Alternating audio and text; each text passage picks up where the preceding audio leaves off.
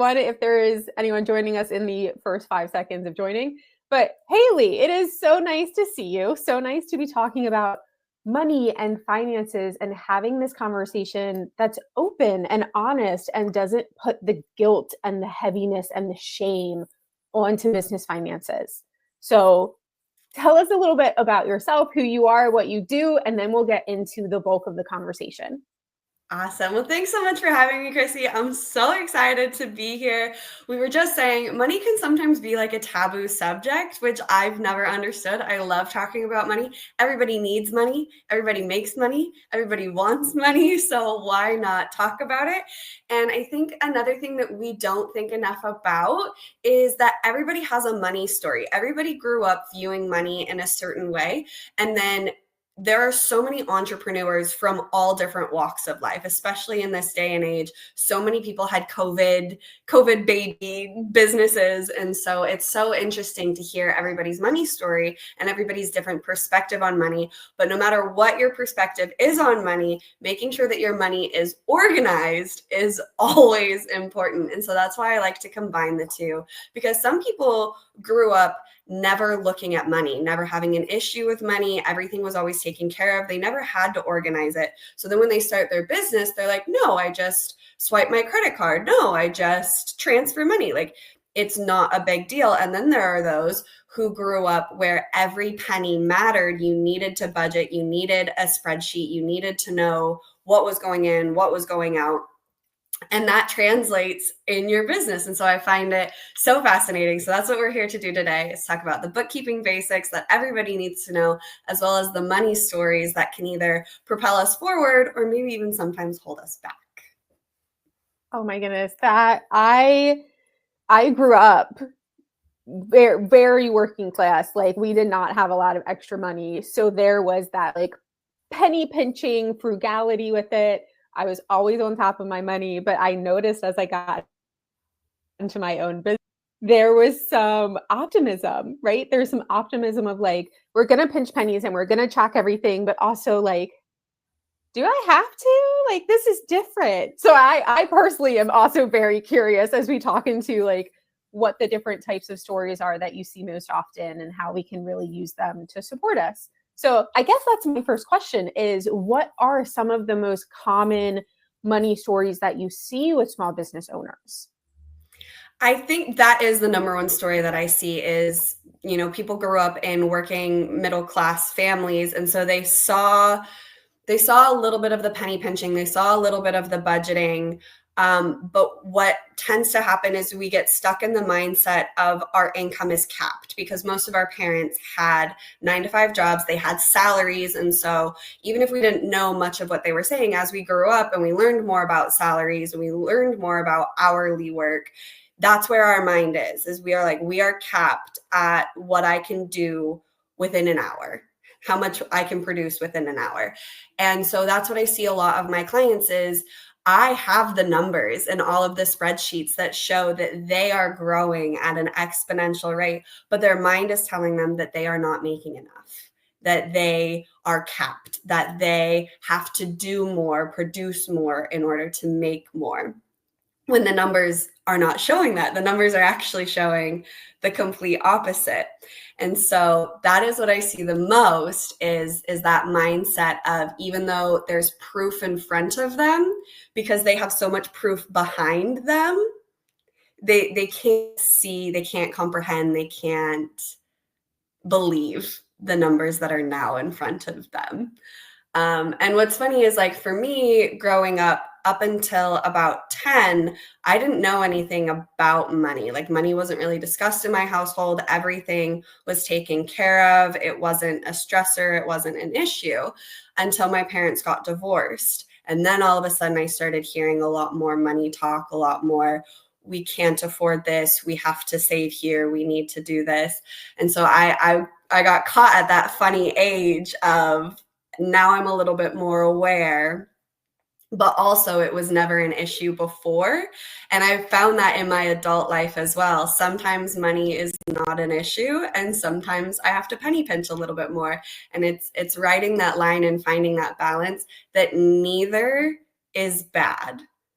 that it's just a wave of life. That I think as a bookkeeper, I also see this a lot more too. Like I'll have clients reach out to me and they'll be like, oh my gosh, January is so slow. Like December was so great. And what's going on? And my business is tanking and this is going to be a bad year. And I'm like, whoa. I was like, let's take a look at the numbers. Yeah, it's okay. Don't panic. Let's take a look at the numbers. And then I'll pull up their numbers from the last however long they've been in business. And I'll be like, oh, actually, January is always a slow month for you. That doesn't mean your business is dying. That doesn't mean that you're doing anything different or doing anything wrong. It was just the holidays. People spent a lot of money. Like, let's think of other reasons besides you're a bad business owner that your numbers could be down at the moment. And so, yeah, do you run into that at all? Have you ever had that panic of, oh my gosh, this month is slow? And then you realize, oh, it just happens. And it's for that, it's the tracking. Like I have that similar conversation with clients across the board, whether it's a month or like this launch didn't go so well or da-da-da. It comes down to like, you've got to track it. And that's one of the things that just really, I don't want to say shocks me because it doesn't, but like just makes me giggle sometimes where people are like, I'm just not going to track my money because if I don't track it, I don't see how bad things are. But to your point, like if you don't track it, you don't get to see the cycles of you're not doing bad. Like January is just January, or let's take into consideration like what's happening outside of your world and like your household. So yeah, I have very similar conversations of, okay, absolutely. Let's take a beat here. Let's take a big deep breath and like actually come back with data and not just what your brain is trying to tell you, because your brain is oftentimes a big bully and it's not there to help you. 100%. Oh my goodness. So, okay. And this is something, I love the way that I'm so excited about this conversation personally, but I love the way you talk about it because I feel like those kinds of money stories are never talked about in terms of bookkeeping and how you actually like run your cash flow as a business owner. A lot of what we're here and we're told is just like, oh, it's the profits first way, or you have to track it this way, or use an Excel sheet. And it's like very tactical tips. It's very like, here's a formula, plus minus, profit growth. But it takes so much of your mindset, so much of your perspective on money, on self-worth, on what you believe you're capable of and what the potential is. So how can I ask the question of how did you get onto this? Like, how did you figure out or decide to like bring some of the mindset and money stories into bookkeeping? That's something that's seen as like a task, less so the strategic approach to business. I think it's because of my own experience. Like I am very analytical. I'm very much a numbers girl. That is why I am a bookkeeper. And I don't think the numbers lie, but I do believe that you need a little bit of woo-woo and a little bit of knowledge, and they need to come together. Because I think it's a very masculine trait to only look at the numbers and to believe in the numbers and to follow that formula. But that formula doesn't work for people who are also working a 9-to-5. That formula doesn't work for people who are stay-at-home moms. That formula doesn't work for people who grew up in poverty and only know poverty. And now all of a sudden they've followed their passion and they've followed their intuition, and now they're making money, but their body and their mind are still in poverty. That formula doesn't work for anybody except people who started on a good foot, started with a loan, started with a family member that invested with them, started with someone helping them propel forward instead of just their own momentum. And that's when I realized, oh, not everybody is as fortunate as some. And that doesn't mean that they shouldn't have the same help. That doesn't mean that they shouldn't have the same knowledge. I'm one of the only bookkeepers I'm the only bookkeeper I know. I don't know all of them though. That don't be humble. Tell us why you're awesome. All of them. None of them are like me. I'm the only one that I know that will tell you to your face, you don't need me. I will teach you to not need me. I never want a business owner to think that they have to pay somebody else in order for them to be successful or for them to feel confident in their finances. I will teach you how to be confident in your bookkeeping and in your finances. And if you want to continue working with me, fan-frickin-tastic. If you want to do it on your own, fan-frickin-tastic. Like, I don't like scare tactics. And we see a lot of that in business, and especially being in the online space. Like, oh, if you don't have 10,000 followers on social media, you're never going to make money. Oh, if you don't have all these fancy systems, like, I cannot tell you how many subscriptions I go to my clients and I'm like, guys, are you actually using this? But yeah, so that's how I have come to that, is my own experience of being a business owner and being told all of these things and being like, yep, it's just the profit first method. And I'm probably going to get a lot of hate for this, but I don't like the profit first method. I don't think it works for a lot of business owners. Some businesses can't pay themselves first. Sometimes you do have to pay your business's bills before you pay your own. And sometimes that's when you have to continue working your 9-to-5 or your hospitality job or whatever it is until your business is sustainable. So those who go into business with the profit first method, I don't think it works for everybody. I love that. And I think that's so important to everything that you said, especially because we know that most small businesses fail in that they're not long-term successful, they're not viable, they're not sustainable. So trying to jam your business, especially, let's be really clear here, especially if you are any kind of minority, any kind of oppressed, systematically like just not supportive in any way, it's much harder to actually pay yourself first, to get yourself over that hump of whatever investment you made initially to get into business or the investments that you have ongoing, right? Website hosting, email provider, Zoom, Canva, any of that kind of stuff. Those bills have to get paid if you want to continue to have those products and continue to actually like grow your business. So when you have these clients who are like, it has to look this way, and this is what so and so is telling me, and how do you help them combat that story? How do you help them to actually like figure out what works for them and how to go about it with at least a little bit of confidence to say it doesn't have to be, I'm just going to pick on profit first because it's an easy example, but it doesn't have to be profit first. Yeah, I try to give as many real life examples as I can, a lot of relatable stories. I am a creative problem solver. I always think that there's another solution. I don't think you need all of these systems. I also understand that my business is very easy to run. I have a CRM, I have Canva, and then maybe here and there, I have a few other subscriptions, but those are my main two, which means my business is fairly cheap to run. And that is not necessarily the case for every business. So I have to remember that as well. I think a lot of coaches out there have built their businesses and their businesses have been successful. And these are the exact systems and these are the exact subscriptions that they've used, and so they think everybody has to have those, or they've scaled their businesses and now they use these systems, but they're teaching people who are at the beginning that they need these systems when they're not making this income. So I try to keep it real, but I also try to keep it upbeat and like, hey, our goal is $100,000 a year, and that is what this business owner is at, and these are the systems they are using.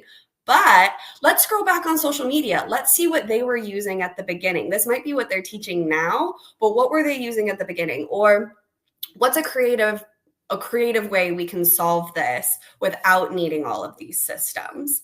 And then with the profit first method, again, just to pick on it, it's so much setup to do. I don't know if you've done it. I don't know if you have clients who do it. You need 8 bank accounts. You need automations that tell it when to pull, what to pull, where to put it, all this stuff. And what a lot of people don't realize is you have to pick the right bank.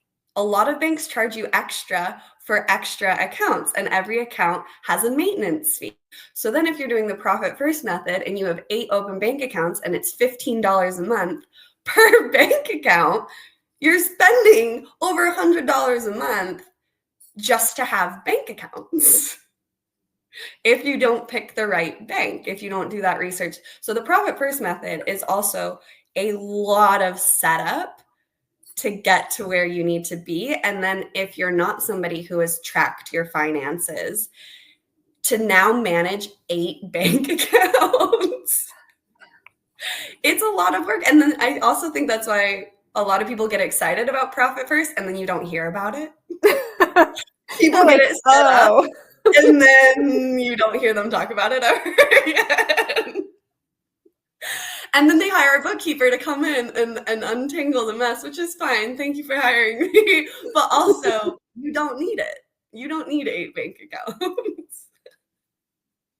I know when I started out, it took me a long time to learn certain lessons. My stubbornness is not always to my benefit, but the thousands of dollars that I frankly wasted on having Kajabi as my website host. Love Kajabi. I think it's a fabulous product, but where I was, what I was building, what my offer suite was, and the amount of money I was making did not Kajabi subscription. But everybody I was learning from was like, oh, I'm on Kajabi and it's this easy and it's da-da-da-da. And it was great. Again, like love Kajabi. And also it's that expectation of this is where I want to be. I want to be at this 100K or that whatever it was, but this is where I'm at now. So like setting that strategy too of one day I'm going to have that. One day that's what my client portal is going to look like. That's not today. Today I'm going to be down here. It's going to be, I don't know, GoDaddy, whatever. Yeah. This is what it is. And also like not shaming yourself for that. Just understanding, like you said at the very beginning, this is the wave of business that you're in. It will grow. Like you don't have to be on the systems today using the subscriptions today that you're going to end up using 3 years from now or $500,000 from now. Giving yourself that like, I'm good. I'm going to do what I can do now and then build that out. Is that how you work with, it sounds like that's how you work with your clients a lot. Yeah. Because I think in business, we're also shamed a lot. And that's also why I try not to do that in my marketing. Again, I never want anyone to feel like they have to have me. But a lot of us are shamed into being like, I need Kajabi, I need this, I need that, I need a website, I need all of this stuff. But when you're first starting out, social media is free. Canva has a free subscription. Like you can start your business for free minus the EIN and the legal and all of that, and get it growing from there. But a lot of people don't want the journey, they want the destination. Yep. So they don't want to show that they were struggling. They don't want to show that they were a beginner at one point, when honestly, I would love to see, I wish I would have done it. I didn't. I was the same. I was like, I don't want people to see me struggle. I don't want people to see me build. I want them to see it built. Mm-hmm. But I wish there were more new business owners that shared their journey of like, oh my God, Kajabi is so expensive. Like, do I actually need this? Like, is this necessary at this point in my business?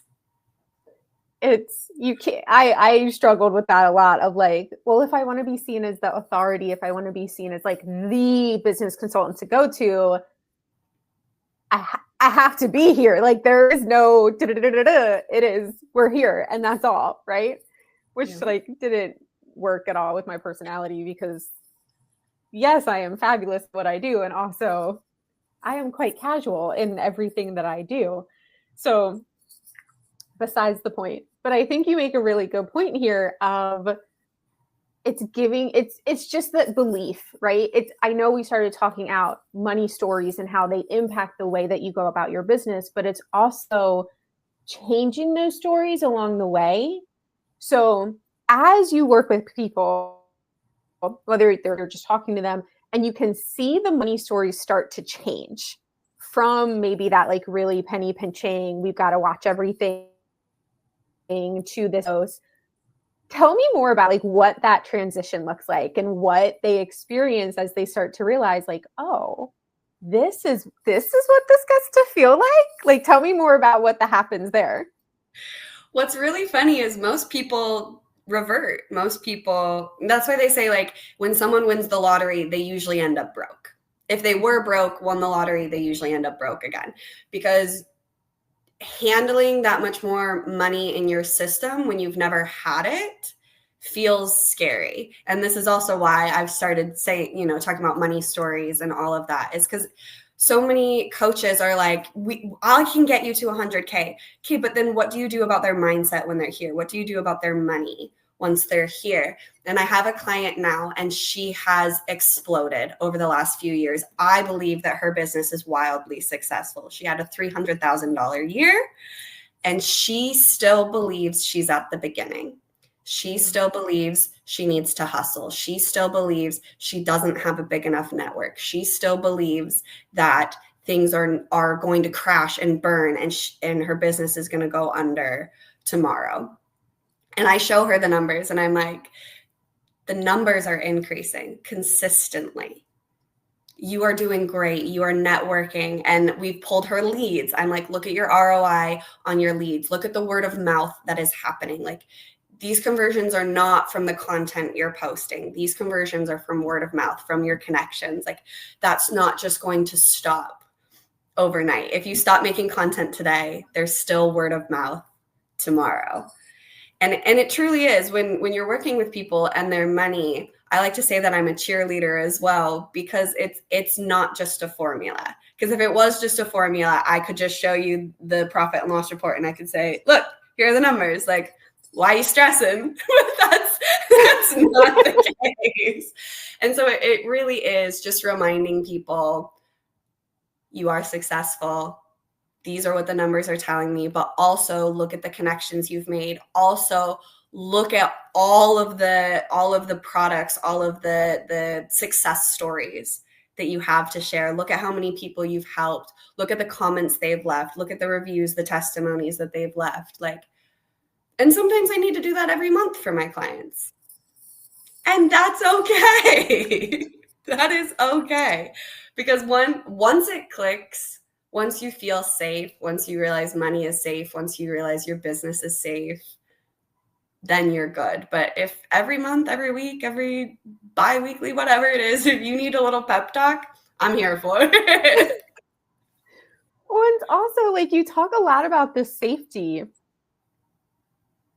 I'm personally curious. I'm going to ask a brief question and then not allow myself to continue down that rampant because I have a point to make. But do you do anything with somatics or nervous system regulation? I have tried. Okay. I'm a talker. I think that is I need it to be said out loud. When I move my body, it's not this anyway, but yes, but no. Okay. So the reason I ask is because as you're talking about building this safety and especially money, because money is so tightly tied to identity, to self-worth, to the core identity of who we are in so many different cultures, which is like not a good thing, but that's a whole different conversation. It's so deeply tied. It's not just about like, have you put in your expenses this month? Have you tracked? Have you projected out for next quarter? It is holding that safety in your body. And everything that you're saying, like, I hate to break it to you, Hailey, but you are 100% talking about somatics with your clients and nervous system, because it's about creating that safety in your body to hold those bigger numbers, to trust yourself to keep doing. And with the example that you just shared with your client of like, you're literally going through and being like, these are the leads and these are the this, and that's like, it's creating that sense of self-trust that you will self-resource, that you can do this thing that you're working towards. And I think that that's so important. That is not talked about. And it's something that I personally am not seeing done very often, especially period, unless you're working with a financial coach or a money coach or something like that. But especially when we look at bookkeepers, I feel like bookkeeping gets kind of, and please tell me as the expert if I'm wrong here, but I feel like bookkeeping often gets like a little bit of a shaft of, oh, it's just bookkeeping. Oh, like they're just data entry people. I don't really have to pay for that. But the way you're talking about it really sets up bookkeeping. It's not just like a data bank for you to go make decisions, but it's a way for you to build that trust and that resilience in your business. Yep, that's exactly true. I spent the first 2 years of my business trying to prove to people that a bookkeeper is worth it. trying to prove to people that what I do is important. And that didn't work for me. It felt so yucky in my body. I was like, I don't want to have to prove myself. I don't want to have to prove that what I do is important. Like, why don't people understand that finances and keeping them organized is important? And I wasted a lot of energy seeking that validation from my clients when I already knew that it was important. I started this business for a reason. And so now I'm truly just focusing on, I guess the somatics of it, of you can organize your own finances, but if you get to the end of the year and you're confused and you don't understand what's going on and things are messy and your connections aren't working and you didn't track your Stripe transaction fees and you're taking the standard deduction instead of an itemized deduction, if you didn't even know the QBI deduction existed, like if these are things that you're like, out of sight, out of mind, pay, pray, like get it out of my face, then you might need a bookkeeper. But if you are somebody who is in your numbers and you know what's going on and you love your Excel sheet, you probably don't need me. And that is okay. And that's what I love about the world is like everybody is different. Every creative business owner is different. Some love money, some love numbers, some don't. But that is why there are people like me. That is why there are people like you. Like everybody is here to help in one form or another. And I'm tired of proving that bookkeeping doesn't deserve the shaft, basically. Right? Bookkeeping is phenomenal. Yes. Okay, so with all of that, how do I want to ask this? Because I want to ask this parts. I'm going to ask the questions and then I'm going to shut up. So 2 parts. We are 5 days away from taxes being due. Do you have any tips if there are people who are like, I have not started my taxes yet? Question 1. And my bigger question, because it is 5 days, crazy people, if you haven't gotten it together, chop, chop. But how can people start with bookkeeping if they're brand new or they're like, I actually haven't looked at my numbers. Like I take a shoebox to my accountant and just like not answer their phone calls until they literally tell me I need nothing from you. Like how can it? Yeah. So if you haven't done your taxes, and yes, they are due in 5 days, the crappy thing about this time of year is also Q1 estimated payments are also due in 5 days. So if you aren't on top of either of those things, file an extension. Unless you truly just want to say, F it, take the standard deduction. I don't want to look at it. I don't want to deal with it. I don't want to pay someone to help me with this. Take the standard deduction, just file your taxes and say this year's a wash. If that's truly how you want to look at it, if you want the easiest, simplest solution. If that's not the solution you want, file for an extension and hire somebody to help you, or truly block out, because I've heard this from so many clients, 2 weeks. You need 2 weeks of uninterrupted time to go back, look at a whole year, get all of your receipts together, get a system, either in Excel or QuickBooks, get a system in place and sit there and organize a whole year's worth of finances. Most business owners don't have 2 weeks. And even if they did have 2 weeks, this is something I've heard a lot too, because I've asked people, I'm like, do you have a bookkeeper? No. Why don't you? Because the money, because I don't think it's important, because blah, blah, blah, blah.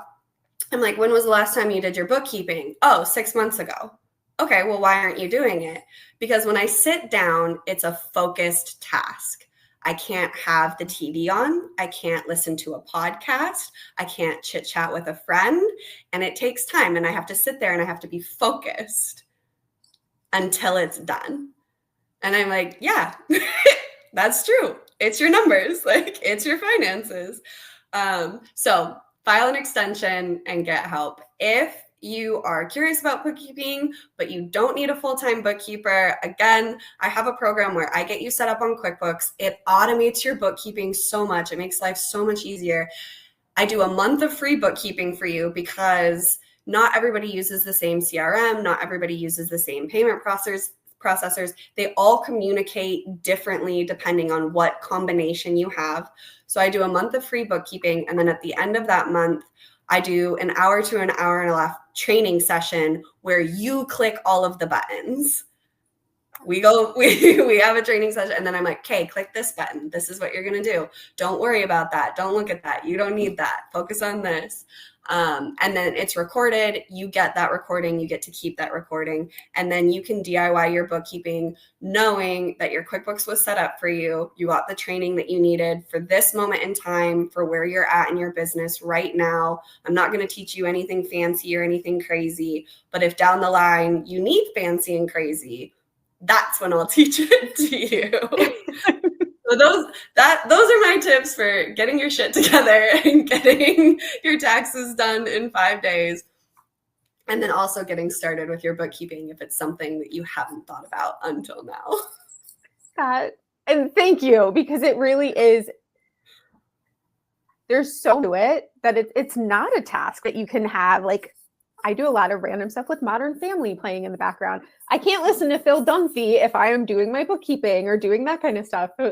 And because especially you work with a lot of like small agencies, smaller entrepreneurs, they're wearing 15 different hats. Yeah. Their brains, like the amount that we task switch throughout the day and the amount of unfocused attention we spend on things. Yeah.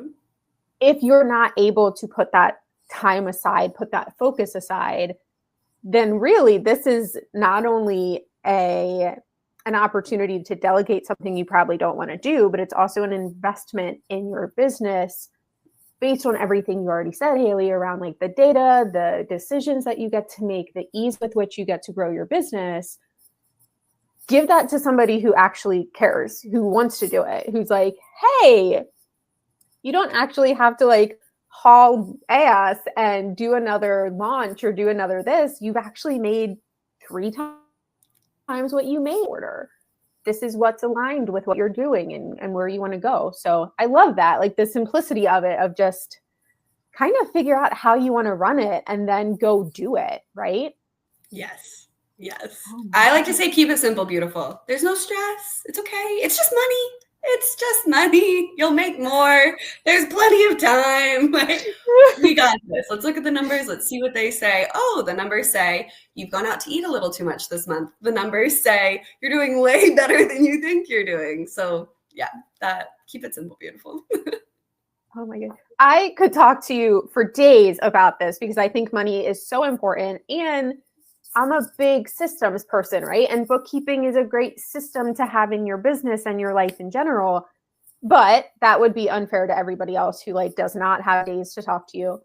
Are there any parting words of wisdom, or like, what's the next thing that people can do? What do you want to leave us with? Yeah, I do want to leave you with a fun little fact. I'm sure you know this, but I was talking to a business owner the other day and she was shooketh. That was the word she used. Q2 is only 2 months. So when people say that Q2 is not as profitable as all the other months, I want people to remember Q2 is only 2 months long, which is not intuitive because there are 12 months, 4 quarters. You think every quarter is 3 months. That's not true. And then if you want to keep talking, not just you, but anybody, if anybody wants to talk about finances or bookkeeping, you can reach me at Hailey & Co. anything. TikTok, Instagram, HaileyandCo.com. And I love talking about money. I love talking about money stories. I love helping people organize their finances. So that is where you can find me. Awesome. And I will take some of your links and stick them in the replay once it loads up so that it's easier to find you. But Hailey, thank you so much. We scratched the surface, right? And I would absolutely love to talk to you after the fact about coming back. But thank you for sharing with us about the money stories and how to get started in a way that's not overwhelming, and also that support from a mindset perspective and approach of your story doesn't have to look like mine. Your business doesn't have to look like mine. You can do things differently, and it's going to be okay. Trust in yourself and keep going. So thank you so much. This was such a wonderful conversation. I appreciate your time today. Oh, thank you for having me. This was so much fun. All right. Thank you, everyone. We will add the notes to the replay shortly.